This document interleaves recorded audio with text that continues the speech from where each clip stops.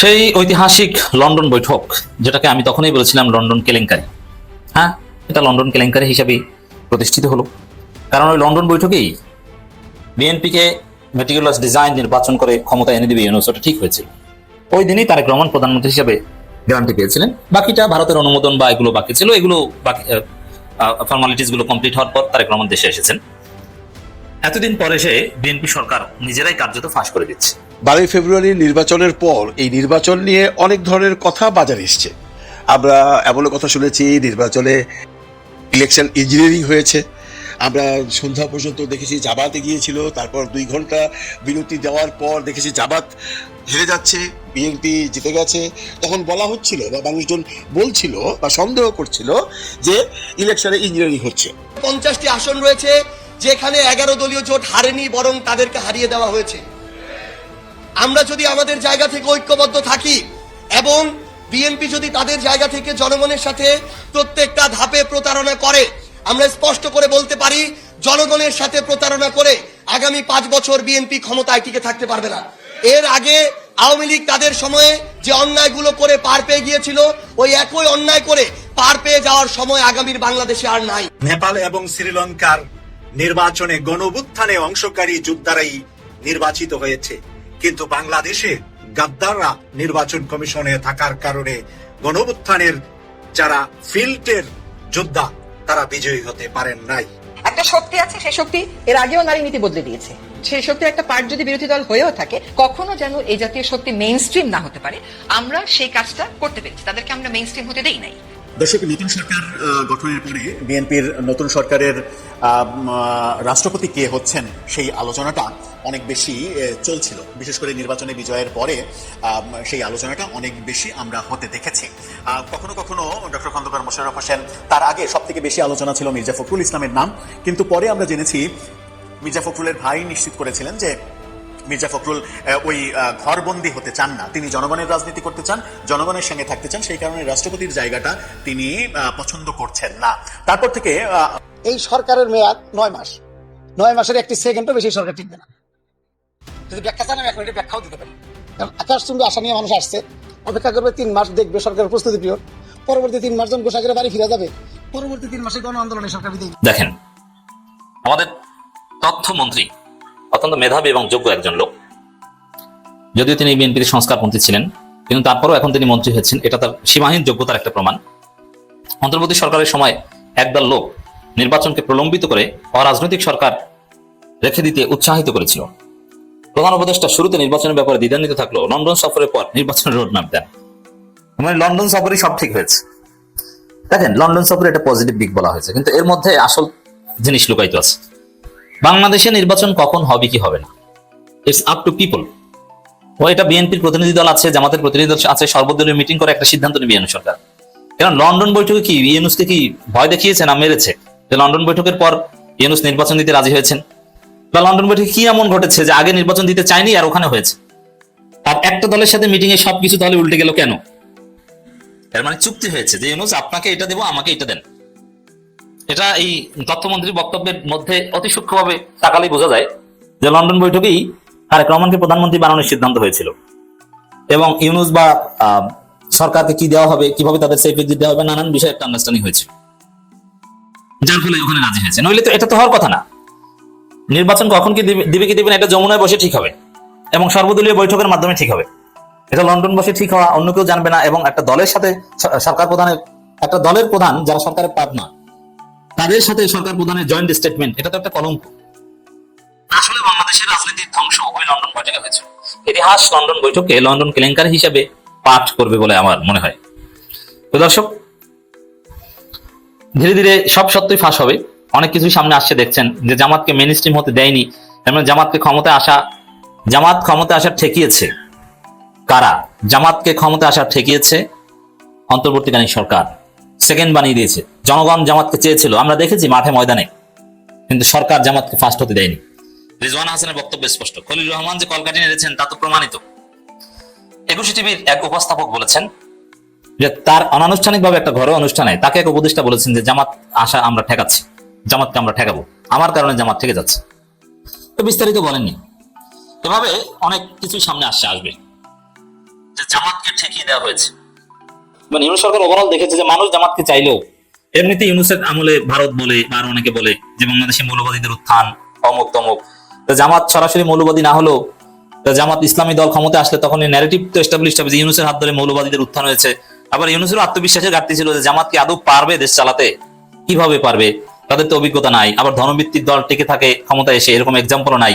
নানান দিক থেকে যে জনগণ চায় চাক না চায় না চাক, জনগণ চাইলেও জামাতকে আসতে দেওয়া যাবে না, ইউনূস ওইটাই সিদ্ধান্ত নিয়েছিল। তাহলে জামাতকে ক্ষমতায় না আসতে দিলে এনসিপির পক্ষে তো আসা সম্ভব না। এনসিপি যে 6টা আসন পেয়েছে, এনসিপি কে ধীরে ধীরে ক্ষমতায় নিয়ে যাওয়া, 10 বছর পর ক্ষমতার কাছাকাছি একদম, এটাও ইউনূসের মেটিকুলাস ডিজাইন। জামাতের সাথে যে এনসিপি জোট করেছে এটাও ইউনূসের পরামর্শ করেছে যে তোমরা জামাতের, বিএনপি তোমাদের কিছুই দিবে না, কারণ বিএনপিকে আমরা ক্ষমতা এনে দিব, তো সেখানে তোমাদেরকে লাগবে কেন? তোমরা বরং, আর এনসিপির মতো দলের রাজনীতি মূলত বিরোধী দলে থাকে, তোমরা জামাতের সাথে জোট করো, জামাত তোমাদেরকে অনেক দিবে, আমি বলে দিব, সেখান থেকে 6টা পাও, ধীরে ধীরে এইভাবে দেখবো যে এক পর্যায়ে জামাতকে ছাড়িয়ে যাবা। এমনকি এই যে গ্রেটার এবং দীর্ঘমেয়াদী মেটিকুলাস ডিজাইন রাজনীতি ইউনূসের, লন্ডন কেলেঙ্কারি থেকে শুরু করে আর নানান কিছু এর সাথে ইন্টারকানেক্টেড, সবকিছুর একটা সার কথা বা তাৎপর্য হচ্ছে এরকম যে ধীরে ধীরে এনসিপি কে মেইনস্ট্রিম করবে মিডিয়া এবং ডিপ স্টেট, জামাতের উপরে উঠাবে। এখন 6টা, সামনে জামাতকে আরো নামিয়ে দেওয়া হবে, ওখান থেকে এনসিপি কে 40-50টা বানিয়ে দেওয়া হবে, তারপরে এবার ক্ষমতায়। জামাত যদি 18টা থেকে সরাসরি ক্ষমতা যাওয়ার চিন্তা করতে পারে, তো এনসিপি 6টা থেকে 50টা থেকে ক্ষমতা যাওয়ার চিন্তা করতেই পারবে। এই জন্য নাহিদ ইসলাম একটা কথা বলেছিলেন কয়েক মাস আগে যে 10 বছরের মধ্যে এনসিপি ক্ষমতা যাবে, আর ক্ষমতা যেতে না বলে রাজনীতি ছেড়ে দেব।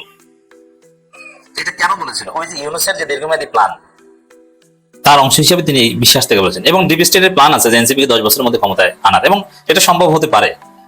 তবে জামাত যদি যোগ্যতার পরিচয় দিতে পারে, তাদের অযোগ্যতাগুলো ওভারকাম করতে পারে, যেহেতু জনগণ জামাতকে চায়, যোগ্যতা হিসেবে তারা ক্ষমতায় আনবে।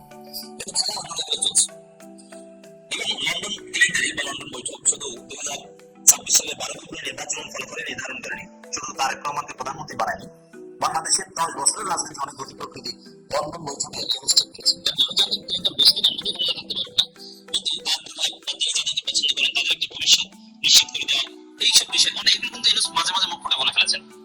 যে এই তরুণদের অনেকেই কিন্তু এমপি হবে, তো হয়েছে।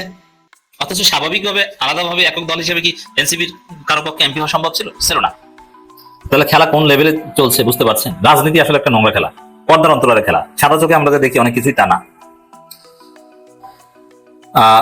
এই জহিরুদ্দিন স্বপন বলছেন বিএনপি কে ক্ষমতা থেকে নামাতে 11 হয়েছিল, এটা হাস্যকর কথা। 11 হয়েছিল বিএনপির ক্ষমতা ছাড়া পর, ক্ষমতা থেকে নামাতে মানে এগুলো কি বলছেন? 11 হয়েছিল 2007 সালের 11 জানুয়ারি, সেখানে আপনি বিএনপি ক্ষমতা ছেড়েছে 2006 সালের 28 অক্টোবর। তাহলে আপনি ক্ষমতা থেকে নামাতে 11 হয়েছে, এটা কোথায় পেয়েছেন? বরং 11 হয়েছিল বিএনপির পাপের ফলে। এভাবে বিএনপি ভোট চুরি করে ক্ষমতায় থাকতে চেয়েছিল, তারা ভুয়া ভোটার তালিকা তৈরি করেছিল, নিজেদের পছন্দ মতো তত্ত্বাবধায়ক সরকারের প্রধান উপদেষ্টা বানিয়েছিল, পছন্দের মতো লোককে প্রধান নির্বাচন কমিশনার বানিয়েছিল, যার ফলে একটা পর্যায়ে জনগণ আন্দোলন করেছে, আওয়ামী লীগ আন্দোলন করেছে, অন্যায়ের বিরুদ্ধে 1/11 ঘটেছে। তো এটা তো বিএনপির বিরুদ্ধে ষড়যন্ত্র না, বিএনপির ভোট চুরির বিরুদ্ধে। তো এই কথা এখন আবার কেন বলছেন যে সামনে আবারও আপনারা ভোট চুরির একটা বন্দোবস্ত করতে পারেন? তো তাতে যদি কেউ বাধা টাধা দিতে না পারে, এই জন্য আপনারা এই চিন্তা ভাবনা, এই প্ল্যান করে এগোচ্ছেন। তো দর্শক, হোয়াটএভার, এখানে এই তথ্যমন্ত্রীর বক্তব্যে একদম ইনার সিগনিফিকেন্স হচ্ছে যে লন্ডন বৈঠকই আজকে বাংলাদেশের ক্ষমতার নির্ধারক ছিল। 12 ফেব্রুয়ারির নির্বাচনের পর এই নির্বাচন নিয়ে অনেক ধরনের কথা বাজারে এসছে। আমরা এমন কথা শুনেছি নির্বাচনে ইলেকশন ইঞ্জিনিয়ারিং হয়েছে। আমরা সন্ধ্যা পর্যন্ত দেখেছি জামাতে গিয়েছিল, তারপর 2 ঘন্টা বিরতি দেওয়ার পর দেখেছি জামাত হেরে যাচ্ছে, বিএনপি জিতে গেছে। তখন বলা হচ্ছিল বা মানুষজন বলছিল বা সন্দেহ করছিল যে ইলেকশনে ইঞ্জিনিয়ারিং হচ্ছে। নইলে হঠাৎ করে professor doctor Mohammad Yunus sir vote দেওয়ার পর থেকে পরবর্তী প্রায় 36 ঘন্টা উনি নীরব ছিলেন, ওনার কোনো স্ট্যাটাস বা ওনার কোনো খবর আমরা কেউ পাইনি। এই নির্বাচন ইঞ্জিনিয়ারিং হয়েছে, এই আলোচনাটা বাংলাদেশে ঘুরপাক খাচ্ছিল বিগত নির্বাচনের পর থেকে এই অবধি। তারপর এটা ধীরে ধীরে স্থিমিত হয়ে গেছে। তার কারণ হলো নির্বাচনে ইঞ্জিনিয়ারিং যদি হয়েও থাকে সেটা জামাত ইসলাম মেনে নিয়েছে, বিরোধী দল মেনে নিয়েছে, তারা সরকার গঠন করেছে, বিরোধী দল তাদের কাজ করে যাচ্ছে, সবাই মেনে নিয়েছিল। এটা নিয়ে আলোচনা যতই আগে হয়েছে সেটা টোটালি স্থিমিত হয়ে গেল যখন এই অধিবেশন বসবে 12 তারিখে। সেখানে বিএনপি বলেছে যে প্রধান বিরোধী দল থেকে দেওয়া হবে ডেপুটি স্পিকারকে, মানে বেশ ভালোভাবেই চলছিল এবং আমরা 12 তারিখের জন্য অপেক্ষা করছি। এরপর কি হবে সেটা দেখবার জন্য এই আমাদের সবার দৃষ্টি যখন জুলাই সনদকে নিয়ে বা জুলাই সনদের বাস্তবায়ন নিয়ে, তখন বোমা ছাড়লো রেজওয়ানা হাসান, সৈয়দা রেজওয়ানা হাসান, চিনেন সবাই, সুন্দরী মহিলা। ওনার আব্বা একসময় রাজনীতি করতো মুসলিম লীগের, তারপরে রাজনীতি করেছে জিয়াউর রহমান সাহেবের সাথে, তারপরে রাজনীতি করেছে জাতীয় পার্টির সাথে। রেজওয়ানা হাসানের এই যে উপদেষ্টা পরিষদে আসা নিয়ে কারো কোনো দ্বিমত ছিল না, কেউ এই কথা বলেনি যে রেজওয়ানা হাসানকে কেন নেওয়া হয়েছে। কারণ রেজওয়ানা হাসান বাংলাদেশের পরিবেশ নিয়ে যে বেলা আছে তার ওখানে অনেক ভালো ভালো কাজ উনি করেছেন, অনেক বিতর্কিত কাজও করেছেন। তবুও উনি যখন উপদেষ্টা পরিষদে এসেছেন তখন কেউই বলেনি ওনাকে কেন নেওয়া হয়েছে। অনেকের ব্যাপারে কথা উঠেছে, ওনাকে কেন নেওয়া হয়েছে, ওনাকে কেন নেওয়া হয়েছে, সেই সমস্ত আলাপ আগে ছিল। কিন্তু যখন পরিষদ হয়ে গেল, যখন ইলেকশন চলে আসলো, তখন আমরা বাজারে অনেক ধরনের কথা শুনতে পেলাম। আমরা ব্রিগেডিয়ার জেনারেল সাখাওয়াত হোসেনের একটি ইন্টারভিউ দেখেছি, যেটা নয়নাদিত্য দিয়েছিল, যে উনি বলেছেন যে ইউনূস সরকারের সময় একটা কিচেন ক্যাবিনেট ছিল, সেই কিচেন ক্যাবিনেটে ছিল এই রেজওয়ানা হাসান, আদিলুর রহমান শুভ্র, ফয়জুল কবির চৌধুরী এবং আসিফ নজরুল সাহেব। এটা নিয়ে অনেক বাকবিতণ্ড হয়েছে। এবং আমরা যখন এই উপদেষ্টা পরিষদ হয়েছে বিগত 17 মাসে আমরা সবসময় শুনেছি যে ইউনূস সরকার জামাতের পক্ষে কাজ করছে, বিএনপিও বারে বারে ব্লেম করছে, আবার জামাত ব্লেম করছে যে ইউনূস সরকার বিএনপির পক্ষে কাজ করছে। আসলে কে কার পক্ষে কাজ করছিল সেটা বোঝার সময় এখন আর নেই। কিন্তু এখন যে প্রশ্নটা উঠেছে, এখন যে বোমাটা ছেড়েছে সৈয়দা রেজওয়ানা হাসান, যেটা নিয়ে এখন রাজনৈতিক মহল তোলপাড়। আপনারা জানেন উনি সেই নয়নাদিত্যরই একটা ইন্টারভিউ বলেছে, অনেক কথার ভিড়ে নয়নাদিত্য যখন তাকে প্রশ্ন করেছে যে বাংলাদেশের একটি দল যাদেরকে আপনারা পছন্দ করেন না তারা তো অলরেডি সরকারের বিরোধী দল হিসেবে আছে, তার মানে নয়নাদিত্য মিন করেছে জামাত ইসলামের কথা, কারণ জামাত ইসলামী এখন বিরোধী দলে আছে। রেজওয়ানা হাসান তার প্রত্যুত্তরে বলেছেন যে আমরা তো তাদেরকে মেইন স্ট্রিমে আসতে দেইনি, শব্দটা মার্ক করবেন, আমরা তো তাদেরকে মেইন স্ট্রিমে আসতে দেইনি, তার মানে ইলেকশনে তাদেরকে জিততে দেইনি। এখনই চলে যেতে হবে সেই জায়গায় যেখানে কথা উঠেছিল ইলেকশন ইঞ্জিনিয়ারিং নিয়ে। এই কথার পরে এটা স্পষ্টত সত্য যে ইলেকশন ইঞ্জিনিয়ারিং হয়েছে। এটা কে স্বীকার করলো? উপদেষ্টা পরিষদের একজন প্রভাবশালী উপদেষ্টা, যার কথায় উপদেষ্টা পরিষদের অনেক কিছু করা হতো। আমরা এও দেখেছি, এই যে 4 জনের নাম বললাম, আদিলুর রহমান শুভ্র, আসিফ নজরুল, রেজওয়ানা এবং ফয়জুল কবির চৌধুরী, এদের মধ্যে আসিফ নজরুলকে আমরা ইলেকশনের দিন দেখেছি। আসিফ নজরুল সাহেব ইলেকশনের রেজাল্টের পর লিখেছেন তার ফেসবুক স্ট্যাটাসে আলহামদুলিল্লাহ। তার মানে উনি বোঝাতে চেয়েছেন বিএনপি পাস করেছে আলহামদুলিল্লাহ। এখন এটা 2 ধরনের ব্যাখ্যা হতে পারে। প্রথম ব্যাখ্যা হতে পারে, আমরা প্রথম থেকেই জানি যে আসিফ নজরুল সাহেব বিএনপির পক্ষ থেকেই উপদেষ্টা পরিষদে ঢুকেছিলেন, এমন কথা বাজারে আছে। হয়তোবা উনি এই জন্যই খুশি হয়ে লিখেছেন আলহামদুলিল্লাহ, তাহলে এটা নিয়ে কোনো বিতর্ক নেই। কিন্তু রেজওয়ানা চৌধুরীর কথার পর এটা স্পষ্ট প্রমাণিত হয় তারা যে মেটিকুলাস ডিজাইনটা করেছিল ইলেকশনটা নিয়ে, যে কোনোভাবেই সেই উগ্রপন্থী জামাত ইসলামকে, যারা নারী বিদ্বেষী, তাদেরকে ক্ষমতায় আসতে দিবে না, এবং তারা ক্ষমতায় আসেনি। এর জন্য আসিফ নজরুল সাহেব বলেছেন আলহামদুলিল্লাহ। বাকি হলো ফয়জুল কবির সাহেব, তার সম্পর্কে কোনো কথা এখন পর্যন্ত বাজারে ওঠেনি। আদিলুর রহমান সাহেব অলরেডি নেপাল চলে গেছেন, উনি আসার পর বোঝা যাবে। এই যে 4 স্টুডেন্টস, এই 4 স্টুডেন্টসরা বেসিক্যালি ইলেকশনটাকে ইঞ্জিনিয়ারিং করবার ব্যাপারে পুরোপুরি ব্যস্ত ছিল। এখন অনেকেই প্রশ্ন করছেন, তাহলে professor doctor Mohammad Yunus sir কি ঘুমাচ্ছিলেন? প্রফেসর ডক্টর মোহাম্মদ ইউনূস স্যারের কি কোনো ক্ষমতা ছিল না? আবার অনেকে এইটাও বলছেন প্রফেসর ডক্টর মোহাম্মদ ইউনূস স্যারের কথাই বা তার ইশারাইতে এগুলো করেছে এরা 4 জন। এখন জনগণ জানতে চায় আসল ঘটনা কি। আমরা যে জিনিসটা ভুলে গিয়েছিলাম, আমরা এই ইলেকশন ইঞ্জিনিয়ারিং নিয়ে আর কোনো আলোচনা করতে চাচ্ছিলাম না, আমরা সামনের দিকে এগিয়ে যাচ্ছিলাম। তখন যখন এই ধরনের কথা উঠে, তখন এই কথাও উঠে যে প্রফেসর ডক্টর মোহাম্মদ ইউনূস স্যারের ভূমিকাটা কি ছিল। আমরা যতদিন শুনে এসেছি প্রফেসর ডক্টর মোহাম্মদ ইউনূস জামাতকে সাপোর্ট করছে, এনসিপি কে সাপোর্ট করছে, তাহলে কি সেটা ভুল ছিল? তাহলে প্রফেসর ডক্টর মোহাম্মদ ইউনূস লন্ডনে গিয়ে সেই চুক্তি করে এসেছিল যে আমরা বিএনপিকে ক্ষমতায় আনবো। আসলে দেখুন বন্ধুরা, বাংলাদেশে একটি মহল চাই না জামাত ইসলাম ক্ষমতায় আসুক, নইলে যে পরিমাণ ভোট পড়েছিল, যেভাবে মানুষের মধ্যে উচ্ছ্বাস ছিল, যেভাবে জামাতকে ভোট দিয়েছিল মানুষ, সেই হিসাবে তো জামাতের এই সিট পাওয়ার কথা নয়, পেয়েছে, আমরা সেটাও মেনে নিয়েছি। কিন্তু এখন এই কথার পর এটা আর মানা যায় না। এখন অবভিয়াসলি টাইম এসছে রেজওয়ানা চৌধুরীকে জিজ্ঞাসা করা, এবং সেটা বিএনপিকে জিজ্ঞাসা করতে হবে। এর মূল কারণ হলো যে ব্লেমটা দেওয়া হয়েছে যে ইলেকশন ইঞ্জিনিয়ারিং করে জামাতকে হারানো হয়েছে। তাহলে এটাই প্রমাণিত হয় সেই ইঞ্জিনিয়ারিং করে বিএনপিকে জেতানো হয়েছে। বিএনপিকে এই কলঙ্কের বোঝা মাথায় নিয়ে বাকি 5 বছর কাটাবে মনে হয় না। তাতে করে বিএনপিকে পদে পদে কথা শুনতে হবে। এখন বিএনপিরই উচিত সৈয়দা রেজওয়ানা হাসানকে জিজ্ঞাসা করা, আপনার এই মেটিকুলাস ডিজাইন কিভাবে হয়েছিল, কারা করেছিল, আপনার সাথে কে কে ছিল, প্রফেসর ডক্টর মোহাম্মদ ইউনূসের ভূমিকা কি ছিল, ইত্যাদি ইত্যাদি ইত্যাদি।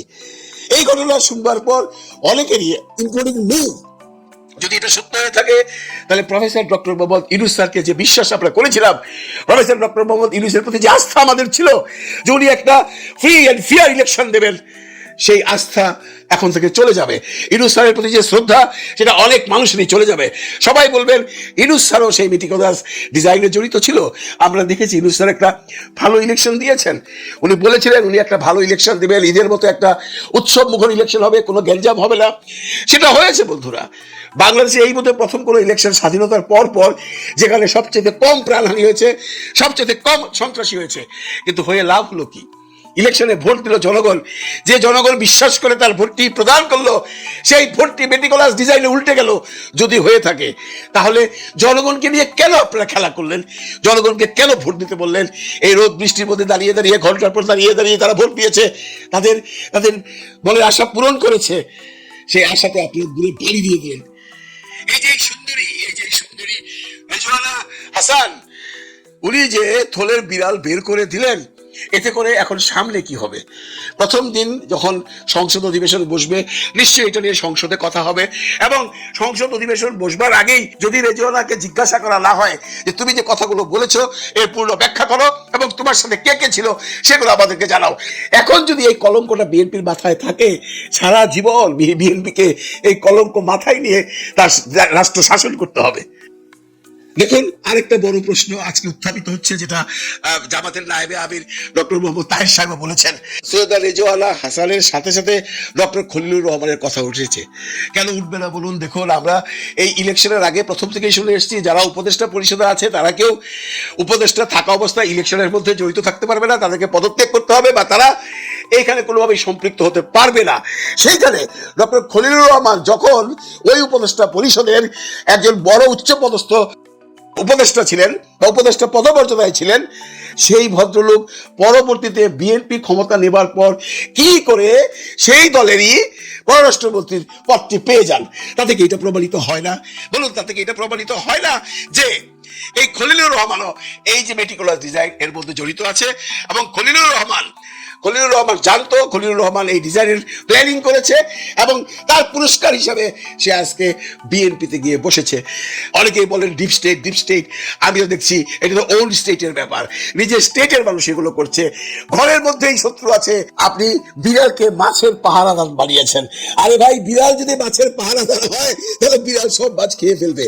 ঠিক তেমনি যারা সরকারে ছিল তারা যদি পরবর্তী সরকারে আসে, তাহলে এটা অবশ্যই প্রমাণিত হয় যে তাদের সাথে এই পরবর্তী সরকারের একটা মেটিকুলাস চুক্তি ছিল, যে এই চুক্তি অনুযায়ী আমরা সরকারে আসলে তোমাকে নিয়ে যাব, তুমি আমাদেরকে এই ব্যাপারে হেল্প করো।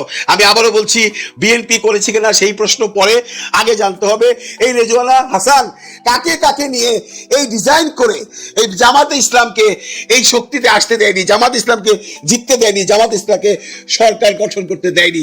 এই প্রশ্ন আজকে বাংলাদেশের সমস্ত জনগণের সবারই একটা প্রশ্ন, আমার ভোটটা তাহলে বিফলে গেল কিনা? রেজওয়ানা হাসানের এই বক্তব্যের পর বাংলাদেশের সমস্ত মানুষ ফুঁসে উঠেছে। তাদের সবারই একটা কথা, 2008-এর বা শেখ হাসিনার 14-24-এর যে নির্বাচন, সেগুলোর যে মেটিকুলাস ডিজাইন ছিল সেটা তো সেই রাত্রেই প্রমাণিত হয়ে গেছে, বা সেই দিনই প্রমাণিত হয়ে গেছে। দিনের ভোট রাতে হয়েছে, সিল ছাড়া ভোট হয়েছে, কিন্তু এই একমাত্র ভোট যেটা আমরা এখন শুনছি, ভোট গ্রহণ করবার পর, সরকার গ্রহণ করবার 15 দিন পর শুনছি এটা নিয়ে মেটিকুলাস ডিজাইন হয়েছে এবং একটি দলকে, এই যে পূর্ববর্তী সরকার ছিল তারা তাদেরকে মেটিকুলাস ডিজাইন করে সরকারে আসতে দেয়নি। তাহলে জনগণ কেন ভোট দিতে গেল, জনগণ কেন একটি দলকে সাপোর্ট করলো? তার মানে কি এটাই প্রমাণিত হয় না যে আপনার ভোট আপনি দিয়েছেন, সেই ভোট কাজে লাগেনি? তাহলে এত কষ্ট কেন জনগণ করলো? কেন মানুষের মধ্যে এত আশা ছিল যে আমরা বহুদিন পর একটা সুষ্ঠু নির্বাচন পাবো, ভোট দিব, যারা আমরা এত বছর দিতে পারিনি? সেই একই জিনিসই ঘটলো, যেটা 8, 24 বা 16-তে হয়েছে। এর মধ্যে আর কোনো ভুল নেই। এখন এইটার যে বিচার চেয়েছে, এইটার যে জিজ্ঞাসাবাদ করবার জন্য রিজওয়ানাকে কাঠগড়ায় দাঁড় করিয়েছে জামাত ইসলাম এবং খলিলুর রহমানের পদত্যাগ চেয়েছে, এগুলো নিয়ে আপনি কি ভাবছেন? আপনি আপনার মন্তব্য দয়া করে আমার এই কমেন্ট সেকশনে লিখুন, আমরা আপনার মতামত জানতে চাই। আপনার একটি মন্তব্য এই ভার্চুয়াল মিডিয়াতে অনেক মূল্যবান, কারণ আপনি তো আর রাস্তায় দাঁড়িয়ে মন্তব্য করতে পারেন না। আপনার মন্তব্য করবার একমাত্র জায়গা এই ভার্চুয়াল মিডিয়া। এই মন্তব্যগুলোকে একাত্তা করে মানুষ রেখে দিবে মনের গভীরে, এবং ভবিষ্যতে এগুলো প্রমাণ হিসাবে, দলিল হিসাবে থেকে যাবে বাংলাদেশ সরকার, বাংলাদেশ জনগণ এবং বাংলাদেশের 18 কোটি মানুষের মনের মধ্যে। ভালো থাকবেন সবাই, ভালো রাখবেন সবাইকে। আল্লাহ হাফিজ। যারা রেজওয়ানা হাসান এবং খলিলুর রহমানের অন্ধভক্ত আছে বা এদের যারা সুবিধাভোগী, তাদের ভিতর থেকে নতুন বয়ান সামনে হাজির করা হয়েছে। সেই বয়ান সম্পর্কে আমি আপনাদেরকে জানাবো এবং সেই সাথে জানাবো নতুন একদল আল্লাহর ফেরেশতা বাংলাদেশের বুকে নেমে এসেছে।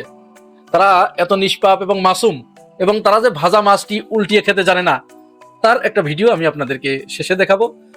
তার আগে আমরা চলুন এই খলিলুর রহমান এবং রেজওয়ানা হাসানের যে অপকর্ম, এই অপকর্মের প্রতিবাদে জামাত ইসলাম শুক্রবার জুমার পরে বাইতুল মুকাররম থেকে একটি বিক্ষোভ মিছিলের ডাক দিয়েছিল। সেখানে লোকারণ্য হয়ে গেছে, হাজার হাজার মানুষ সেই বিক্ষোভে অংশগ্রহণ করেছে। এটি হবারই কথা, কারণ তারা এত জঘন্য কাজ করেছে যে দীর্ঘ 17 বছর পরে মানুষ নিজেদের ভোটাধিকার প্রয়োগ করেছে, সুযোগ পেয়েছে। সেই ভোটাধিকার প্রয়োগ করার পরে তাদের সেই ভোটকে বানচাল করে দেওয়া হয়েছে। তাদের পছন্দের প্রার্থীকে, তারা যাদেরকে পছন্দ করে ভোট দিয়েছে যে তারা তাদের আশা এবং আকাঙ্ক্ষার প্রতিফলন ঘটাবে মহান জাতীয় সংসদে গিয়ে, তাদের সেই আশা এবং আকাঙ্ক্ষার বুকে লাথি মেরে এরা ফল উল্টিয়ে অন্য কাউকে সেখানে এনে বসিয়ে দিয়েছে। এবং ফল ডাকাতিটা কোন পর্যায়ে হয়েছে দেখুন, 168কে 68 বানিয়ে দিয়েছে। আপনি চিন্তা করতে পেরেছেন? তো যাই হোক, জামাত ইসলাম এদের বিরুদ্ধে সোচ্চার হয়েছে। দেখুন মিছিলে মানুষের সমাগমের অবস্থা দেখুন।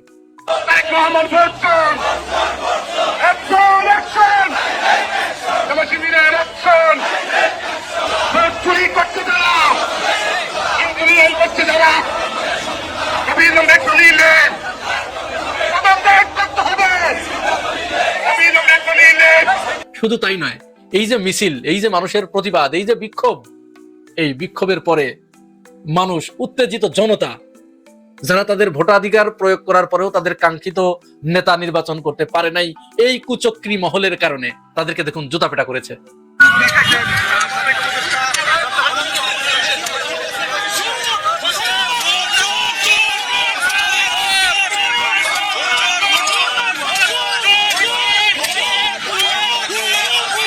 এখন কথা হচ্ছে, এই খলিলুর রহমানের আজ এই পরিণতি কেন ভোগ করতে হলো?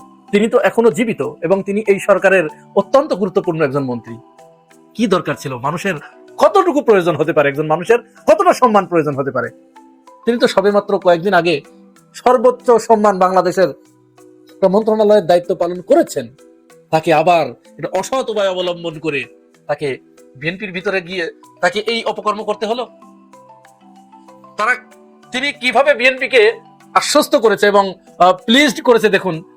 মাত্র কয়েক মাস আগে, 2 মাস আগে, বর্তমান স্বরাষ্ট্রমন্ত্রী থেকে শুরু করে আমির খসরু মাহমুদ এবং ইশরাক হোসেন প্রত্যেকেই এই খলিলুর রহমানের পদত্যাগের দাবিতে তারা বিক্ষোভ সমাবেশ করেছে। যে কোনো মূল্যে তারা এই খলিলুর রহমান এবং নাসিমুল গনি, বর্তমান যে মন্ত্রী পরিষদ সচিব, এই দুইজনের বিদায় করার জন্য তারা আলটিমেটাম দিয়েছিল। তারা দুইজনই আজকে অত্যন্ত গুরুত্বপূর্ণ পদে আসীন হয়েছে বিএনপি সরকারের। তাহলে এর দ্বারা কতটুকু উপকৃত হয়েছে বর্তমান সরকার, এবার চিন্তা করুন। এই খলিলুর রহমান আর একটি অসত্য বাণী তিনি বাংলার মানুষের সামনে উপস্থাপন করেছেন। আমেরিকার সাথে যে চুক্তিটি হয়েছিল, এই চুক্তির ব্যাপারে যখন সমালোচনা শুরু হলো, খলিলুর রহমান একেবারে সুবোধ বালকের মতো অসত্য কথাটাকে তিনি কিভাবে সত্যের মতো বর্ণনা করে গেলেন যে আমরা শুধু এই চুক্তি একা করি নাই, এই চুক্তি যখন করা হয়েছে তখন বিএনপি এবং জামাত উভয়ের সাথে আলাপ আলোচনা করে সলা পরামর্শ করেই এই চুক্তি করা হয়েছে। তার এই বক্তব্যের কয়েক ঘন্টা পার হতে না হতেই জামাত আমির ডক্টর শফিকুর রহমান তার অসত্য বচনকে জনসম্মুখে প্রকাশ করে দিয়েছে। দেখুন, জামাত আমির বলেছে যে না, তিনি এইভাবে মিথ্যাচার করতে পারেন না রাষ্ট্রীয় এরকম গুরুত্বপূর্ণ পদে থেকে। আমরা বারবার তাদেরকে বলেছি, জামাত আমিরের ভাষায়, যে আমরা বারবার বিগত সরকারকে বলেছি, আপনারা যেখানে যে চুক্তি করেন অবশ্যই বিএনপি এবং আমাদেরকে ডেকে নিয়ে, রাজনৈতিক দলগুলোকে ডেকে নিয়ে তাদের সাথে সলা পরামর্শ করে আপনারা সিদ্ধান্ত নিন।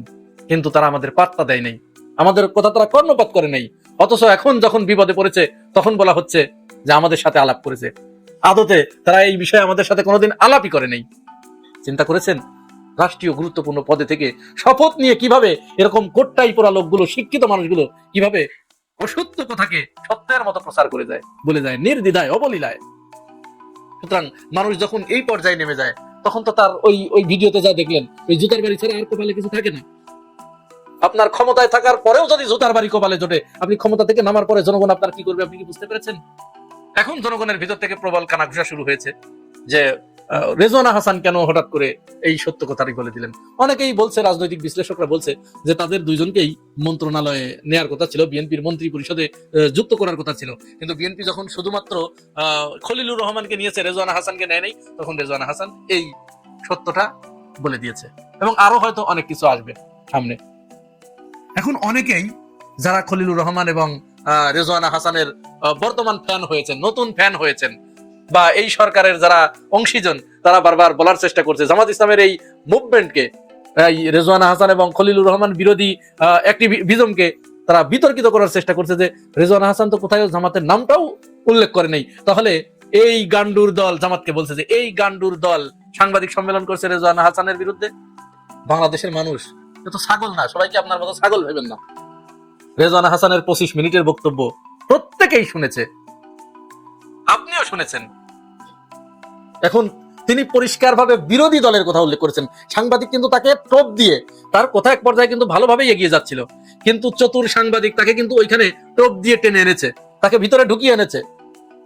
তিনি একটা পর্যায়ে ঠিকই আছে, অন্য ধরনের একটা আলোচনা করছিলেন, সেই আলোচনার ভিতরে একটা পর্যায়ে তিনি প্রথমেই হুট করে উগ্রপন্থা নিয়ে আসেন। উগ্রপন্থা আনতে আনতেই তিনি কি করলেন দেখেন, কত চতুরতার সাথে এই উগ্রপন্থাকে তিনি জুড়ে দিলেন জামাতের সাথে। তিনি প্রশ্ন করলেন যে এই উগ্রবাদের একটা অংশ তো, একটা পার্ট তো এখন বিরোধী দল, প্রধান বিরোধী দল। আপনি চিন্তা করতে পেরেছেন? তার মানে কি জামাত ইসলামকে এখানে টেনে আনলো। এখন রেজওয়ানা হাসান বুঝে হোক আর না বুঝে হোক, তিনি কিন্তু ওই কথাটাকে ধরতে পারেন নাই, সাংবাদিকের ওই চতুরতা তিনি ধরতে পারেন নাই। তিনি একেবারে সুবোধ বালিকার মতো গড়গড় করে বলে দিলেন যে হ্যাঁ, তারা বিরোধী দলে আসলেও আমরা কিন্তু তাদের মেইন স্ট্রিমে আসা ঠেকাতে পেরেছি, আমরা তাদেরকে ঠেকিয়ে দিতে সক্ষম হয়েছে, আমরা তাদেরকে মেইন স্ট্রিমে আসতে দেই নাই। বদলে দিয়েছে। হ্যাঁ, সেই শক্তি আমাদের সময়ে কোনো নীতি বদলাতে পেরেছে, যেটা নারী শক্তির একটা পার্ট। এখন সেই শক্তির একটা পার্ট, সেটা সেই শক্তির একটা পার্ট যদি বিরোধী দল হয়েও থাকে, আমার এবং আপনার কাজ হবে তাদের রাজনীতির যেটুকুন অংশ নারীবাদের, নারীর ক্ষমতায়নের, নারীর সমান অংশগ্রহণের বিরুদ্ধে, সেইটুকুন নিয়ে কাজ করা। কখনো যেন এই জাতীয় শক্তি মেইন স্ট্রিম না হতে পারে, আমরা সেই কাজটা করতে পেরেছি, তাদেরকে আমরা মেইন স্ট্রিম হতে দেই নাই। মানে কি, সাংবাদিকের প্রশ্ন যদি আপনি ফলো করেন, সেখানে তিনি পরিষ্কার বলছেন যে বিরোধী দল কি এখন আওয়ামী লীগ? বিরোধী দল কি এখন জাতীয় পার্টি? জামাত ইসলাম কি এই ফিডারে দুধ খায় আপনাদের মতো? সুতরাং এই যুক্তি আপনাদের ঢোপে টেকে না যে জামাত ইসলামের কথা তো সেখানে উল্লেখ করে নাই, পরিষ্কার করে তিনি উল্লেখ করেছেন। এখানে না বোঝার কোনো কিছু নেই। যদি আপনি না বোঝার ভান করেন, তাহলে আপনার দুইটা অবস্থা, হয় আপনি বোঝেন না, অথবা আপনি বুঝেও বালির ভিতরে মুখ বুঝে থাকেন। যাই হোক, সর্বশেষ আপনাদেরকে যে ফেরেস্তা দেখাতে চেয়েছি, একদল ফেরেস্তা হচ্ছে যাদের কোনো পাপ নাই, যারা কোনোদিন কোনো অন্যায়ের সাথে যুক্ত থাকতে পারেন না। এই যে 5 আগস্টের পর থেকে শেখ হাসিনার আমলে তো ছাত্রলীগ, যুবলীগ এক ধরনের চাঁদাবাজি করেছে, ছিনতাই করেছে, বাংলাদেশকে ধর্ষণের স্বর্গরাজ্যে পরিণত করেছিল। শেখ হাসিনা বিদায় নেবার পরে 6 আগস্ট থেকে, 5 আগস্ট শুধু বন্ধ ছিল, 6 আগস্ট থেকে এই যে রাস্তার চাঁদাবাজি, তারপরে ফুটপাতের চাঁদাবাজি, এই টেন্ডারবাজি, দখলবাজি, বালুমহল দখল, ইটমহল দখল, জলমহল দখল, এগুলো কারা করছে? আসমান থেকে ফেরেশতা নাজিল হয়ে, না মাটির নিচ থেকে কেউ অন্য কোনো দল নাজিল হয়ে করছে? কারা করছে? এই যে মানুষের দোকানে দোকানে গিয়ে চাঁদা চাওয়া হচ্ছে, রিক্সা চালকদের কাছে চাঁদা চাওয়া হচ্ছে, টেম্পো স্ট্যান্ড থেকে চাঁদা চাওয়া হচ্ছে, চাঁদা না দিতে পারলে তাদেরকে পিটিয়ে হত্যা করা হচ্ছে, এই মাত্র 12 তারিখের পরে অর্থাৎ নির্বাচনের পরে থেকে আজ পর্যন্ত 55 জনকে পিটিয়ে হত্যা করেছে চাঁদা না দেওয়ার অপরাধে। এগুলো কারা করছে? অথচ একজন ফেরেশতা দেখুন তিনি কিভাবে নিজেকে ফেরেশতা হিসেবে দাবি করলেন। ঢাকা শহরে কোথাও কি যুবদলের কোনো সময় দেখছেন যে ফুটপাত দখল অমুক তমুক চাঁদাবাজি? আমরা সবসময় বিএনপির চেয়ারম্যান বর্তমান প্রধানমন্ত্রী তারেক রহমান সাহেবের নির্দেশনা মেনে এমন ভাবে কঠোর হয়েছি যে একটা যুবদলের ছেলে তারা যে সঠিক ওয়েতে ব্যবসা করবে, ফেয়ার ব্যবসা করবে, সেই জিনিসটাও ভয় পাচ্ছে যে আমরা মনে হয় কোনো কিছু করতে গেলে আমাদেরকে বহিষ্কার করে দেবে। আমরা $0